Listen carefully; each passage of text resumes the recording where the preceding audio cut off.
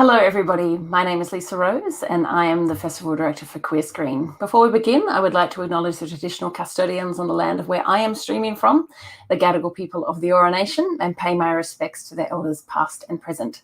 Sovereignty was never ceded in Australia. This was and always will be Aboriginal land.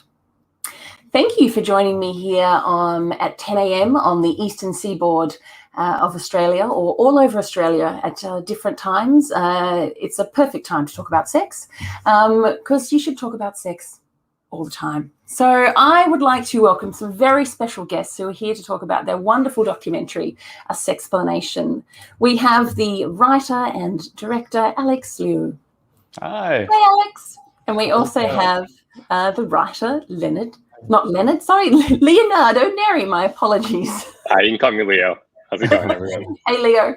Hey, Alex. Thank you for joining us. Our festival kicked off last night, so I'm not sure how many people who will be watching have had a chance to watch the film yet. I hope it was the first film they chose to watch. But hopefully this Q&A, if they weren't motivated, will motivate them to watch the fabulous film that you have made. The first thing I want to ask is in relation to shame. So shame is obviously a very key element of this film. And, you know, shame is often a great motivator and sometimes not for good or healthy decisions and behavior. But it appears to be perhaps a great motivator for you in the making of this film. So I wondered if you could talk a little bit about shame and how that motivated you. Oh yeah, it's the main motivation, I think, for the film. You know, I think as both Leo and I kind of got into our 30s and we were talking about sex, you know, both of us came out relatively young, and you know, still into our 30s, we were feeling a lot of shame around sex. You know, maybe we would be able to speak at brunch about, you know, our latest one night stand, but are we actually talking about the deep inner kind of like, did the sex feel good? Did I actually feel pleasure? Was I able to talk through my fears and desires? And we weren't, you know, it was still very shameful to bring up a lot of these things we had. And so that was kind of always been our impetus for the film, you know, and as we started talking to friends, they're hearing their shames and realizing, okay, there's something in this that we're not all talking about when we need to be. So that was kind of this first how we started to think about the film. Excellent. That's a good thing. Look, someone has watched it already. Fabulous. Thanks, Eric. And then who else? Someone else is saying hello. Hello, Alex. And then Troy. Hey, Troy. Hey. Oh my God, this is amazing. Everybody's loving it. It is just a fabulous film. Like it is that thing, I think, where, you know, so many people, I think, you know, have shame around sex. One of the things I wanted to ask about was, you know, in relation to the fact that you are obviously, you know, being on screen and it's a very personal thing, but also looking at the broader spectrum, you're incredibly raw and vulnerable. And you had to obviously come in from, you know, talking about your own personal shame and then ripping off the Band-Aid, so to speak. Like, how could you reconcile that? Like, you've really gone from, like, you know, hiding away to just being like, let the whole world know. Well, it took 6 years to make the movie, so that gives you a little hint as to how I need a little bit of coaxing to kind of find the narrative. But I'll let Leo talk about this because I think, you know, when he was brought into the film about 1 or 2 years into filming, he had some great questions for me about why I was making this, which got him to kind of pull out a lot of the story. Yeah, I mean, obviously, if you've seen the movie and if you haven't, I think you'll find Alex is a very skillful interviewer and he has a very keen journalistic mind. And I think when I was brought onto the film, when we were scoping out what the story would be, it was very much I don't want to say a clinical approach, but it was a very much more of like a journalistic approach to the story. You know, obviously layering in Alex's natural charm and sense of humor. But when we would discuss why he was making the film in the first place, he would really bring up a lot of this long-standing idea of shame, as we were talking about, and this like kind of, he describes it as white hot rage at the failings of our sex education and all of the ensuing shame that's caused. And as he's telling me these stories, I'm like, this is such a personal story to you, but we're not necessarily capturing all of that on film. So I think after a lot of discussion and honestly, a lot of being very open with each other, kind of delving into the depths of like our formative years and why we are the way we are, I think it became very, very increasingly clear that Alex's story had to be part of the entire narrative. So Alex's story might have not been like, it wasn't sudden, but once we saw how it would all hinge on his personal story, I think it became very clear that it had to be core to what we're telling. Yeah, so that's an excellent segue into, so at what point did you decide that you needed to talk about sex with your parents and grandmother on camera? Which, yeah, we get along really well, but I'm like, I don't know if I could do that. You might, maybe not as good, step by step. Again, it took us 6 years to get to that point, right? It was a lot of conversations. But yeah, I think it was just, we heard over and over again with a lot of the experts we first started interviewing, you know, that shame starts really at birth. You know, I think a lot of parents aren't really, and it's not really their fault. We aren't really taught this sort of things, but you know, children will get erect, they'll be aroused, and parents don't know what to do. And they either tell the kids to stop, or they just are silent, or they say the names of every body part except the genitals. So parents kind of set the stage for shame. And that's kind of what I started to think about and realize and thought, you know, my parents, we've never had this conversation. So if I want to start to tackle this, then my parents have to be part of that conversation. Yeah. So since you did, like, how difficult was it to get them to agree? Like, was it an easy? I'm lucky that I have parents who were supportive. They were confused. They weren't quite sure what they're getting themselves into. And I let them, of course, see the film before anyone else, just to make sure they're okay with it. And they were very gracious, and they got what I was doing. So yeah, it was, I think I'm lucky that, when I came out of the closet, they were immediately supportive, got me into therapy, met local gay people. So I think it's just been part of that journey of they're confused and not sure what to do, but they kind of let me lead them to a place where we can, and as you can see in the film, you know, a place where we could actually do have kind of conversations that we've needed to have for a long time. Yeah, and so have you found that through, you know, because the interesting thing about talking about sex, it just opens intimacy, and not in a physical sense, but just in an intimacy of like talking about different things and being vulnerable. Like, have you found that your relationship with your parents has changed since? Yeah. Oh, yeah. Yeah. So we filmed our last interview with them maybe 2 years ago, almost 3 now. But yeah, when I find myself actually like calling them more regularly to talk about my life, which, you know, it's not just about how work is going or what the weather's like. It's actually like the problems and questions and emotional issues I'm having. And it's just opened up, you know, again, slowly. This didn't happen overnight, but you know, when you talk to your mom about masturbation at 13 and what that was like for her, there's really very little else that, you know, that you can't talk about. So yeah, it was very much a very unexpected surprise that I'd become closer to my parents as friends, you know, rather than parent-child. Yeah. No, that's great. Maybe I should have that conversation. There's one of the things that I really love in the film is the montage scene I think it's shot in a park, of just all of the happy, joyous, naked people. Mm-hmm. I just wanted to talk a little bit about that and how you found those people and how the process of filming that was. And, yeah, that was. I think Leo and I have been lucky and privileged enough to travel around the world, and we often go to bathhouses, and some of them are sexual in nature, some of them are not. But you quickly realize that almost everywhere else in the world, people of all ages, all genders, all body types often see each other naked in like a day-to-day or at least week-to-week public kind of.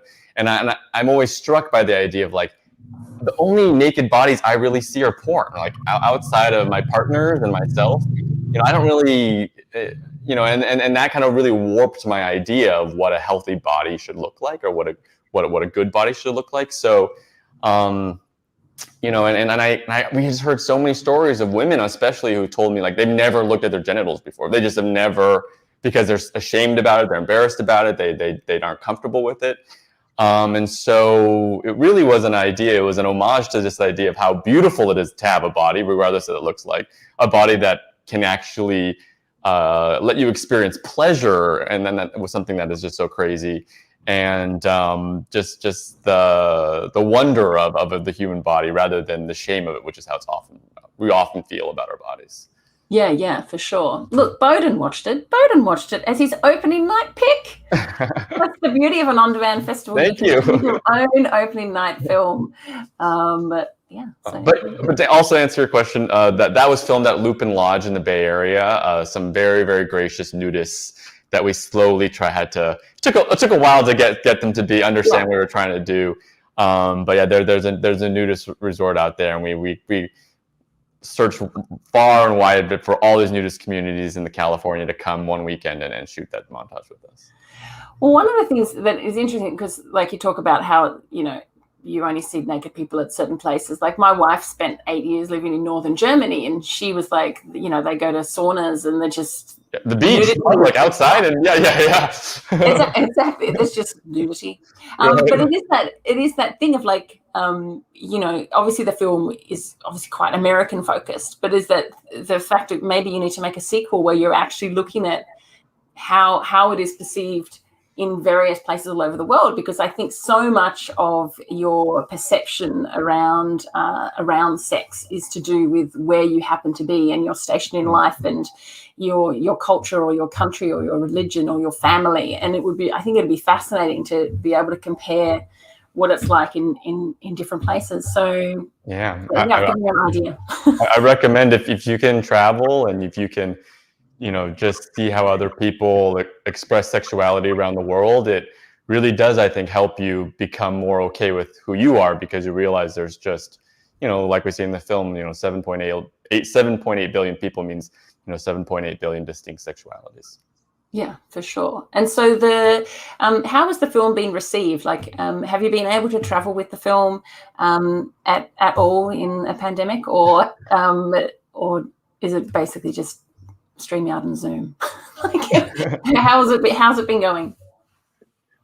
We're finally. I mean, it's been the initial launch of the movie was a little anticlimactic, because you know, you kind of work on this baby for years and then you release it in the middle of a pandemic. So it started off a little bit of a you know, a little sad to miss out on all the in-person events, but slowly but surely we're starting to get invited to more in-person screenings, and just getting to interact with audiences and getting to hear personal stories, and people honestly being a lot more frank and open. Surprisingly, in an auditorium full of people saying how the journey that they've gone through sexually. So I think it's heartwarming and heartening to know that it's resonating with audiences, and it's also like a little sad to know that we're all kind of in the same boat of uncertainty and awkwardness. But it's been, I think, really beautiful to see live in-person audience reactions. Yeah.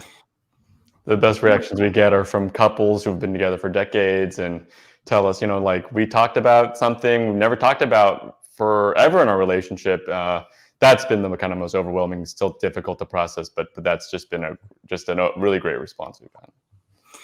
Yeah, one of the scenes that I found eye-opening was the one where you had the anatomy charts, and we're just asking people to name the different anatomy, and people really didn't know. Like, was that surprising to you? Like, how little people were able to name? You know, I'm embarrassed to say it wasn't, simply because I didn't know until maybe 2 weeks before. I didn't really know all the details, you know, like.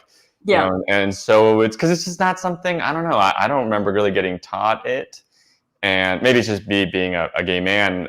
But especially the female anatomy, I don't think we got, you know, like the word clitoris. I think I learned probably in my 20s or maybe earlier, but the idea of it was just so I feel like I was really old when I learned what that was. My favorite is the vagina majoris. That's the guy hilarious. He's on the right track, sort of. Making up some words. Yeah. So it's been such a pleasure talking to you. I'm not sure if anyone's got any questions in the audience who's watching, but if you do, please pop them in. Has it traveled much outside of the US yet, the film, or? No, Canada, yes, but no, you're the first outside of North America, so we're really excited to get this out. Yeah. It's because it's that interesting thing about like the education, because I try to think about what it's, I have a 2-year-old, and I'm like, I found it really fascinating the scene where you're talking about the woman's talking about how, as a you teach kids algebra when they're ready to learn algebra. And it's like, why do we not teach kids about sex at the same point? And it's like, I'm like, well, what is that point? I remember, I think, I'm trying to think back what sex education I had as a child in Australia. And I remember, I think when I was in about grade 5, which I think is, I don't know what that is in America, but we go into like a thing with my mother where we learned where babies came from. And that's kind of all I can remember. I can't remember anything else. So if anyone in the audience can expand and tell me what we do in Australia, help me out. What is happening? Cameron is saying, he's asking a question. Since seeing the film, are people now coming up and confessing all sorts of things to you? Have you become a shame sounding board? Great question, Cam. I think both of us, yeah. I mean, I think, one of the great skills of doing this, and one of the things I learned the most is how to listen non-judgmentally. I think, if you do want to actually let go of your shame, the best way to do that is to find a community that loves you for the exact sexual being you are. And the best way to find that community is to, be able to create the space for people to share as well. It's a two-way street, so developing that skill to listen non-judgmentally is something that I think will pay off for not only your friends, but yourself. Yeah.